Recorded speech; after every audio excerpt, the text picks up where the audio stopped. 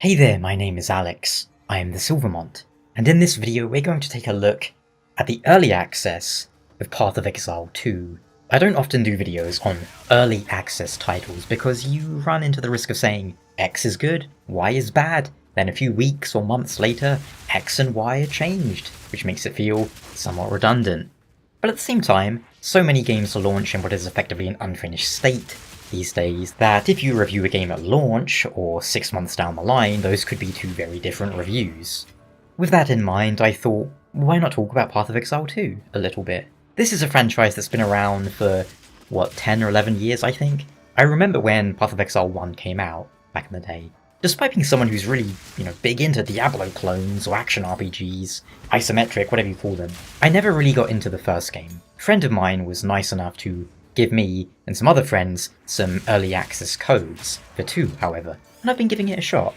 And as such, I'll give my thoughts as someone who never really played the first game. I mean, I got to level 4 in the first game, so effectively nothing, but has played a lot of these kinds of games in a casual manner. Starting with the character creation, that's the first thing I'm not a huge fan of. Path of Exile's character creation is closer to picking a character who is also a class. Like, in how in some old games you would pick the elf, which is a character and a class. The witch, for example. This means you can't, say, make a male witch or a female mercenary. Not a huge fan of this, personally, but it's not a big issue. I would just rather have the option to play as like a wizard. At the moment, Path of Exile 2 doesn't have any male casters. The classes, for now and the immediate future, and some of these aren't out at the time I'm writing this, are Sorceress, Witch, Shadow, Monk, Huntress, Ranger, Mercenary, Duelist, Marauder, Warrior, Templar, and Druid. I went with the Mercenary. Moving on to the actual gameplay, Path of Exile 2 can be played on a gamepad, and it's a really smooth experience, with the exception of a few weird bugs. But sure, these games are traditionally mouse and keyboard. I'll admit I have always preferred a gamepad for them, it's just more comfortable for me. Path of Exile 2 feels good on a gamepad, but yes, there are some UI bugs and other small issues that hopefully get ironed out. Trade windows being cut off, being unable to quit and restart trials of Sagma, and needing to force quit log out just to get back into it. The game also runs decent for me. I maxed out all the settings, and I had it set to DLSS quality mode, and I capped the frame rate at 70, just to see how it would behave, and outside of one instance where we had 2 witches, as well as 2 other players, and the 2 witches were both summoning like a million things, which caused the game to crash for all of us, and also the frame rate to sometimes go down into like 40. Other than that, yeah, it runs pretty fine. I didn't really have many technical issues other than like that one crash so far. Playing with friends is pretty simple. You do add them in the game, so it's not like you just invite your friend from Steam. You have to add them in the game as a friend as well. The character building is rather unique in Path of Exile 2. Instead of leveling up and say, oh, unlocked Fireball at level 5 as a new spell for the wizardy one, instead you find skill gems in the world. Then you take these gems and you turn them into a skill. For example, you can turn the gem into Fireball and then equip it. And this is not tied to your class either. You can use it for any skill. You could be a warrior and learn Fireball. You could be a caster who learns a warrior-oriented thing. As you look through the different skills, you'll see they're sort of divided up between the crossbow, quarterstaff, and then there's also like magic things. The merc's go-to weapon is the crossbow, which is just a gun. Think the bow gun from Monster Hunter. I went with this as it makes the game kind of feel like a twin-stick shooter, and I really like those. Each skill can then be customized and enhanced. For example, the mercenary has a skill called High Velocity Round, which shoots a single high-powered shot before reloading. Kind of like a sniper rifle or a Gauss cannon, a railgun, whatever. But I attached a support gem to it called something like Scattershot, which means it fires 3 shots instead of 1. It does 20% less damage, but because it's firing 3 instead of 1, individually lower, but at higher overall damage by quite a lot. There's a lot of leeway in creativity here, allowing you to customize skills until they work the way you more or less want.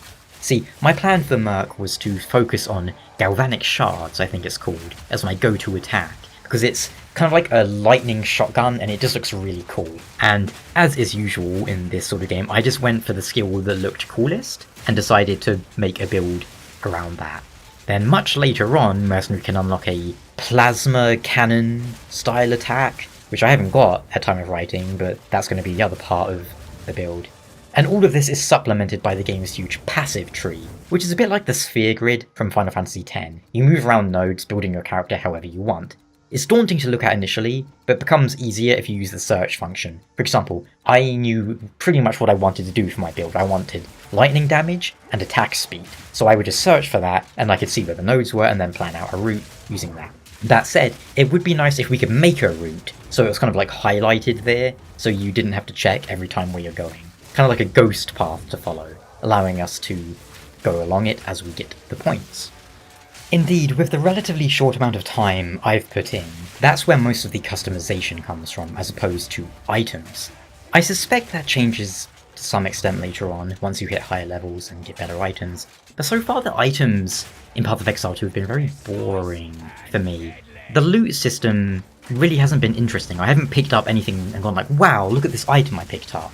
I don't know if that's just me not knowing the game, having bad luck, or not being very far. I just reached Act 3 at time of writing. That said, I do feel loot is an integral part of games like this, and Path of Exile 2's loot system isn't really doing it for me. For example, a lot of the things you pick up are like little orbs that you can use to modify items. It's like, oh well, you picked up a blue quality item, well if you use this orb you can turn it into a yellow quality item. Then you can use this orb to add another modifier to it, or take a modifier out and put a different one in, and that's not really personally what I like to do. I would rather just get fewer items, but have them be more meaningful. When I get a unique item, like, wow, this is like a complete game changer, this crossbow that I found. And they could well be items like that.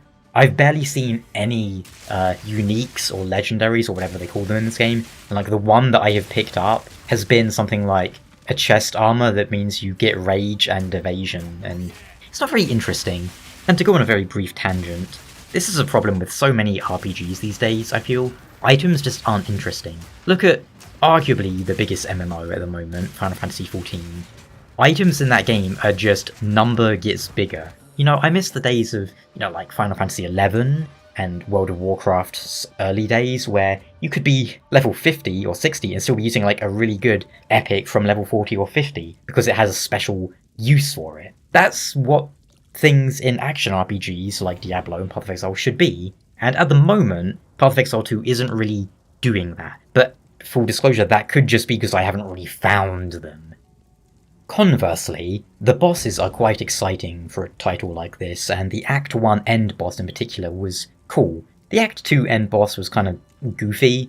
That said, Act 2 in general felt a lot weaker than Act 1. There's a lot more meandering, there's a really stupid mechanic where instead of just using the map to go to another area, you go to the hub, then you use a different map, which moves you, and then you can use the main map to go where you want. And sometimes the objectives are like, go here, but actually they don't mean go there, they mean go over there. And then at one point there's go to Deshva, and then there's Deshva, and then there's Deshva next to it. What? Act 2, what's going on? The other big issue with Act 2, or actually one of the other issues with Act 2 for me, is what my friends and I have been calling the Trials of Sagma. These trials essentially completely killed my interest in Path of Exile 2 for a week or so. They took my enjoyment from high to low. Essentially, you unlock your Ascendant class in the game. To do this, you need to clear the first trial of Sagma. This involves going through what is 9 chambers in a semi-random fashion. You select which path, more or less, you're going to take, and different chambers have different modifiers and challenges. One might involve surviving for a certain amount of time, another might involve turning off traps, or avoiding pitfalls, etc. Throughout this, you have an honor bar, which is effectively another life bar. It takes damage when you do, and sometimes special effects drain it, and honor is only restored at special places throughout the trial. You can influence it with other mechanics. But here's the thing, I got through the trial solo the first time I tried it solo, because doing it with friends made it feel virtually impossible. And I even managed to restore myself to max honor before the boss at the end, who I then fought in a huge battle of attrition, which I failed eventually thanks to chip damage. None of this was fun, or hard, or engaging in any way. The trial was level 22 and I was either level 23 or level 24. I think I was level 23 the first time. It felt like a literal trial. Having a punishment via hit mechanic in a game like this is super bizarre. The dodging and avoiding of attacks isn't really ideal in an isometric game, especially given melee classes usually rely more on stats to avoid than anything else, like as in, oh, I have a stat that lets me avoid instead of me physically moving out of the way. Case in point, the developers needed to adjust how honor works in melee. That patch isn't out at time of writing, but hopefully it's out by the time you're watching this.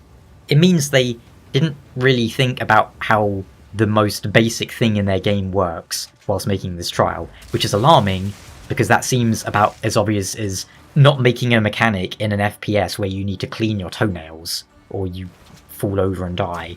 It demonstrates a disturbing design philosophy, perhaps obsessed more with difficulty and being hardcore for the sake of it, as opposed to organic challenge. Indeed, a few days later, I went back to the trial of Sagma at level 27, and I more or less breezed through it just because numbers were higher. So that's not challenging, that's not difficulty, that's just numbers. None of the enemies are really hard to deal with in that sense. You can't turn an isometric action RPG into Ninja Gaiden or Elden Ring. It doesn't work, the camera angles are wrong, the perspective is wrong, the gameplay and stat-based systems, they don't work with that. The Trial of Sagma was probably the least fun gaming-related thing I did in 2024, including being in a 5-stack DPS team in Marvel Rivals, with everyone refusing to swap, including getting 3-stocked in Rivals of Ether. It was a horribly unintuitive experience that almost killed my entire interest in the game, which is alarming for a single aspect of a game to have such a big impact. It was just so anti-fun. But, you know, if we ignore the Trial of Sagma and how bland Act 2 felt, I'm enjoying the game. Please call it with desert levels, no pun intended, in video games though, developers. Deserts are the literal definition of boring. They are featureless. I don't mean it figuratively, I mean literally. They are featureless and devoid of life by definition. Please stop putting them in so many games, or at least use them very sparingly. Just because you're making a Diablo clone doesn't mean you need to make a boring desert act, come on. Last Epoch did that as well. If you like these Diablo clones or whatever we're calling them these days, then I think you'll like Path of Exile 2. There's a lot really to enjoy here. I think it's a lot better than I found Diablo 4 for the most part, which I've been playing on and off on the Game Pass as I got a free trial of it. I got really bored of it because the skills and the customization in Diablo 4 just feel so bland. You don't get to do much. Whereas in Path of Exile, the support gems are such a great system. Last Epoch has a similar system where every skill has its own skill tree. And Path of Exile 2 is also, or will be, I think, eventually a free-to-play game, which gives it a big advantage over things like Last Epoch and Diablo. And you might be wondering, well, how is the game monetized? Well, you can buy cosmetics, which I've no real interest in, and also some things that are somewhat do impact gameplay, like the stash tabs and expansions. Those will be useful for inventory, especially for people who get really into the game. But if you're a more casual player, I think you'll be able to enjoy the game plenty without spending any money. Remains to be seen how that will all scale up in the end game, and what things will cost money and what won't, but at the moment I think there's no battle pass or season pass as well, which I haven't looked it up, but I'm hoping there isn't going to be one, because I really don't like the idea of a game like this having a battle pass, but we'll see. I think so far they've shown a lot of promise with these monetization aspects. It's fair, you know. Oh look, here comes Timiel the Death Lord with his giant glowing laser disco ball armor and his golden dragon minion. It's like, alright, cool. He paid like $20 for that, that's fine. It doesn't give him any gameplay advantage, hopefully. Overall, Path of Exile 2 is a fun game with a few issues that slightly hamper the enjoyment. The Trial of Sagma is really stupid. I also found it incredibly chaotic in multiplayer in this game, because there's a very minimalistic user interface. Meaning, a lot of the times I can't tell if I'm doing anything, who I am, who my friends are, what the enemies are, what's a minion. There's just visual effects spam, and I don't know if that's like a friendly effect or an enemy effect. These are all things that can be improved, and honestly I wouldn't mind damage numbers, or at least some way to test and see how two different attacks are comparing with each other, because right now there's not a way to do that in the game. All you can do is look at numbers in a panel, which just doesn't really tell me as much as the final effect. If I shoot an enemy and do 10 damage and then I try something else which does 12 damage, then I know 12 is better than 10. Seeing the visual impact of it in that more visceral sense is useful. And there are times where I have no idea if I'm really doing anything. At the same time, I appreciate what they're trying to go for with the immersive thing. I don't think it's really working, because I don't feel any more immersed than I would in Diablo or Last Epoch. I just wonder, at what point do you take your immersion perspective over quality of life? At any rate, it's going to be exciting to see how Poe 2 shapes up over the coming months. Have you played it? What do you think? Let me know down in the comments. And until next time, take care. Ciao.